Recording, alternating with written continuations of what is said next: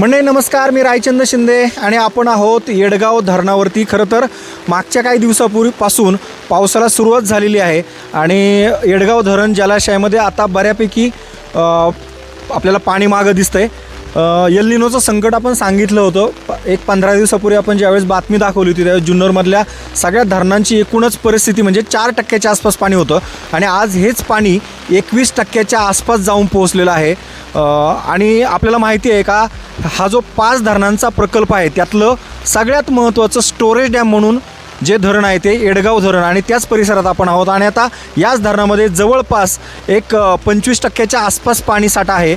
सर्वात जास्त पाणी वडस धरणामध्ये आता 50% आसपास गेले।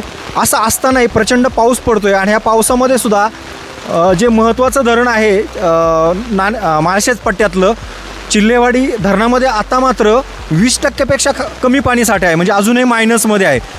सांगायचा मुद्दा हाच आहे की मागच्या वर्षी हाच पाणी साठा दुप्पट होता, आज तेवढ्यापर्यंत पाणी तरी पोहोचलेलं आहे। पण आजची परिस्थिती वेगळी आहे, कारण आपल्याला जो गुजरातमध्ये जो पाऊस पडतोय किंवा नाशिक पट्ट्यामध्ये जो पाऊस पडतोय त्याचं संकट त्या परिसरात सांगितलं होतं, पण हे संकट मात्र पुणे जिल्हा आणि नगर जिल्ह्यावरती घोंगावत आहे। कारण प्रचंड पाऊस पडतोय, त्यामुळे वारीचं सुद्धा मुख्यमंत्र्यांनी वारकऱ्यांना न येण्याचं आवाहन केले। पण घाबरून जाण्याचं काही कारण नाही अशात आहे। आपल्याला माहिती आहे आपल्या परिसरामध्ये हा जो पाऊस पडतो यामुळे शेतकरी राजा सुखी होणार आहे, बळीराजाला चांगले दिवस येणार आहे, कारण आपली धरणं भरणार आहेत आणि नगर आणि पुणे जिल्ह्यातल्या परिसराला याचा फायदाच होणार आहे।